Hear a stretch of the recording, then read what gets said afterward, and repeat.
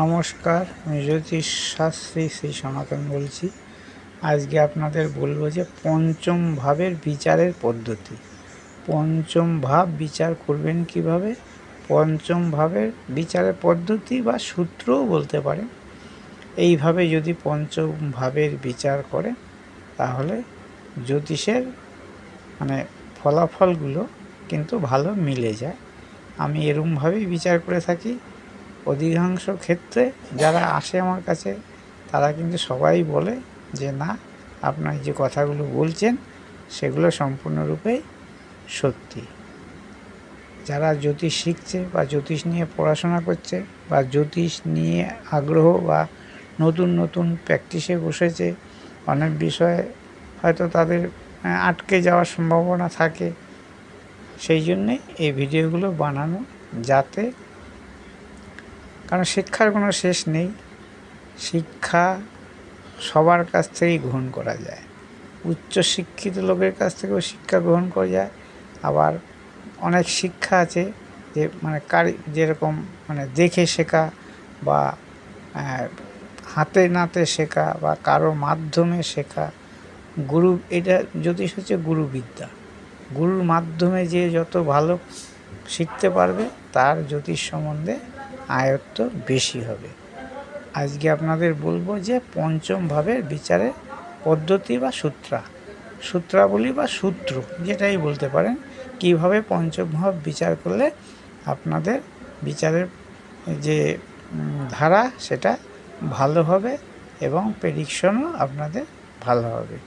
আসুন আজকে জানি পঞ্চম ভাব থেকে কি বিচার করা হয়। সে তো আমরা জানি। পঞ্চম ভাব থেকে বুদ্ধি, পঞ্চম ভাব থেকে সন্তান, এসব বিচার করা হয়। পঞ্চম ভাব থেকে প্রেম, এইসব বিচার করা হয়। পঞ্চম ভাব থেকে পরিবার বা পরিবারের যে লোক, তাদের সঙ্গে যে প্রেম ভালোবাসা, প্রেম ভালোবাসা শুধু স্বামী স্ত্রীর ভেতর নয়, ভাই বোন, মা বাবা সবার ভেতরে ভালোবাসা, সন্তানের ক্ষেত্রে বা ভাই বোনের ক্ষেত্রে বা সবার ক্ষেত্রে একটা ভালোবাসা থাকে, ভালোবাসার প্রকারভেদ হিসাবে। আসুন আজকে জেনে নিই পঞ্চম ভাব কিভাবে বিচার করবে। ধরুন কারো লগ্ন, যদি এই মেষই হলো লগ্ন, তাহলে পঞ্চমপতি কী হবে? রবি। রবি হচ্ছে পঞ্চমপতি। তাহলে এই রবি যদি 1, 5, 8 যদি যুক্ত হয় তাহলে কি হবে? এই রবি যদি 1 এইখানে যদি থাকে, তাহলে রবি ধরুন এইখানে অবস্থান করলো। রবি, এটা আমি রবির ঘর হিসাবে দেখালাম।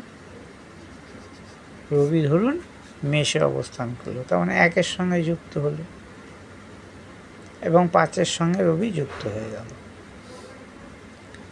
8 অষ্টম ভাবকে না মঙ্গল ধরুন এখানে রইল।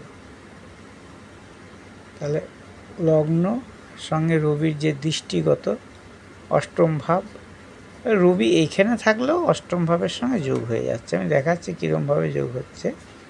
এখানে নাও থাকতে পারে মঙ্গল। ধরুন রবি পঞ্চমপতি হিসাবে এই লগ্নে রয়েছে। তার রবি পঞ্চমপতি, লগ্ন প্রথমপতি 1 নম্বর ঘর আর কি, 1, আর অষ্টমপতি হচ্ছে মঙ্গল। তাহলে রবি একাই মঙ্গল এবং মঙ্গলের ঘর হচ্ছে প্রথম ঘর এবং অষ্টম ঘর, 2 ঘরের সঙ্গে যোগ করে পঞ্চমপতির সঙ্গে রবি একাই যোগাযোগ করে ফেলছে। এই রবি যদি শনি যুক্ত বা শনি দৃষ্ট হয়, ধরুন এখানে শনি রইল, তাহলে কি হবে? শনির দেখুন সরাসরি দৃষ্টি রবির উপর পড়ছে। তাহলে কি হবে না, সন্তান প্রাপ্তিতে বাধা আসবে বা সন্তান লাভ আপনার দেরিতে হবে। এটা গেল একটা সূত্র। এবার কি হচ্ছে, পঞ্চমপতি বা পঞ্চম ভাব যদি দৈত্য রাশি হয়। দৈত্য রাশি আমরা কি বলি, এটা মুছে দিই তাহলে বুঝতে সুবিধা হবে আপনাদের। মুছে দিলাম। এটা দৈত্য রাশি কাকে বলছে আমরা? দৈত্য বা দাত্তক রাশি। না মিথুনকে বলা হচ্ছে দৈত্য রাশি, কন্যাকে দৈত্য রাশি বলা হয়, ধনু হচ্ছে দৈত্য রাশি, আর হচ্ছে মীন হচ্ছে দৈত্য রাশি। এই দৈত্য রাশিতে যদি আপনার পঞ্চমপতি অবস্থান করে, পঞ্চমপতি ধরুন রবি দৈত্য রাশি এখানে অবস্থান করল, মঙ্গলযুক্ত রবি, পঞ্চমপতি রবি, এই যে পঞ্চমপতি রবি নবমে গেল, এবং তার সঙ্গে যুক্ত হলো কি মঙ্গল হচ্ছে অষ্টমপতি, মঙ্গল হচ্ছে প্রথমপতি, যুক্ত হয়ে গেল। যুক্ত হতে কি হচ্ছে না, এবার যে সপ্তমপতি যুক্ত হয়, সপ্তমপতি এখানে শুক্র যদি ধরুন এখানে লগ্নে রইল, তাহলে আপনার সপ্তমপতির সঙ্গে পঞ্চমপতি যোগ হয়ে গেল এবং দ্বিতীয় পতিরও যোগ হয়ে গেল। কিরমভাবে যোগ হলো না, শুক্র যেহেতু সপ্তমপতি, শুক্র দ্বিতীয় পতি, আমি বলছি সপ্তমপতি যুক্ত হবে, তাই সপ্তমপতি লগ্নে গেল, তাহলে যুক্ত হয়ে গেল সপ্তমপতির সঙ্গে লগ্নের। মঙ্গল প্রথমপতি, অষ্টমপতি রয়েছে ধনুতে নবম আমি এখানে বলছি না, নবমে রয়েছে, যোগটা কার সঙ্গে না পঞ্চমপতির সঙ্গে যোগ, তাহলে পঞ্চমপতি অষ্টমপতি সপ্তমপতি যে কানেকশন হলো এবং দৈত্য রাশির কানেকশন, এই যদি হয়, আর যদি ধরুন শনি এখানে থাকে, বুধ যদি এখানে থাকে, এইখান থেকে এইখানে দৃষ্টি দিচ্ছে পঞ্চমপতির উপর, শনি এইখান থেকে এইখানে দৃষ্টি দিচ্ছে, তাহলে কি হচ্ছে না, শনি হচ্ছে একাদশপতি, একাদশ থেকে সাফল্য লাভ হয়, একাদশপতি সপ্তমে রয়েছে, বুধ তৃতীয়পতি, তৃতীয় থেকে রবি মঙ্গলের উপর দৃষ্টি দিচ্ছে, তাহলে কি হবে না, সন্তানের যে ক্ষেত্র, সেই ক্ষেত্র দৈত্য রাশি হওয়ার জন্য এবং মানে তৃতীয়পতি বুধ পঞ্চমে দৃষ্টি দেওয়ার জন্য, মানে কানেকশনগুলো এই হয়েছে, এই জন্যেই কানেকশন কেমন হয়েছে, ধরুন তৃতীয় কানেকশন দরকার আমার, তৃতীয় কানেকশন বুধ তৃতীয় আছে, রবির সঙ্গে সংযোগ করেছে, তাহলে কি হলো, তৃতীয় পঞ্চমে কানেকশন হলো, মঙ্গল রবির সঙ্গে সংযোগ করেছে, প্রথম অষ্টমের কানেকশন হলো, শুক্র সপ্তমপতি লগ্নে রয়েছে, তাহলে লগ্নের সঙ্গে কানেকশন হলো, এবং একাদশপতি শনি রয়েছে সপ্তমে, তাহলে সপ্তম একাদশের যে কানেকশন হলো, লগ্নের সঙ্গেও শনি দৃষ্টি দিচ্ছে এবং পঞ্চমপতির সঙ্গেও দৃষ্টি দিচ্ছে। এই দৃষ্টিগত কারণের জন্য জাতকের কি হবে না, যমজ সন্তান লাভ হবে। মানে কেন যমজ সন্তান লাভ হবে, প্রথম ক্ষেত্রে বলা হচ্ছে 3, 5, 7, 11 যদি সংযোগ ঘটে এবং সন্তানপতি যদি দৈত্য রাশিতে থাকে, দৈত্য রাশি বা দাত্তক রাশি, প্রথমেই বললাম মিথুন, কন্যা, ধনু এবং মীন, এরা হচ্ছে দাত্তক রাশি, এবং দাত্তক রাশি যদি এইখানেও থাকতো বা এইখানেও থাকতো, তাহলে আর এই যোগগুলো হতে হবে যে তৃতীয়র সঙ্গে সংযোগ, একাদশের সঙ্গে সংযোগ, এই তৃতীয় যেমন বুধের সঙ্গে সংযোগ হয়েছে দৃষ্টিগত পঞ্চপতির সঙ্গে, শনি একাদশপতির সঙ্গে সপ্তমপতি লগ্নে আছে, সপ্তমের সঙ্গে যুক্ত হয়েছে, এবং লগ্নপতির সঙ্গে পঞ্চমপতি এবং অষ্টমপতি যুক্ত হয়েছে, যার জন্য কি হয়েছে, তার যমজ সন্তান হবে এবং বাধার মধ্যে।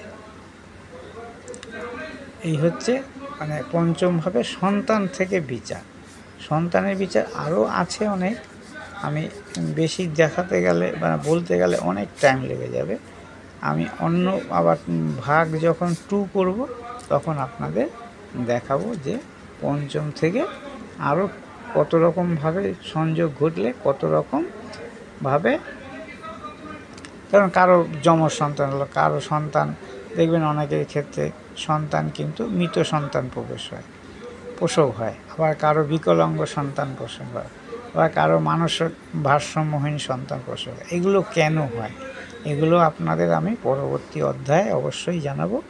এখন আপনি আর একটা বলছি প্রেম নিয়ে। পঞ্চম থেকে প্রেম বিচার হয়। সে প্রেম মানে সপ্তমপতি যদি পঞ্চমে থাকে, সপ্তমপতি শুক্র যদি এই পঞ্চমে থাকে,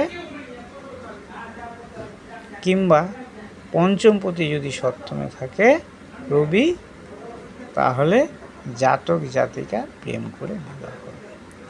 এটা একদম কাউকে মানে কোনো মানে এই রকম যোগ যদি থাকে আপনারা চোখ বুজে বলে দেবেন, বা চোখ বুজে বলে দেওয়া যাবে যে এর প্রেম করে বিবাহ হবে।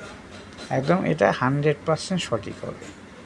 মানে এটা কখনোই মানে বেঠিক হবে না। বেঠিক বলতে ভুল হবে না এই প্রেডিকশন।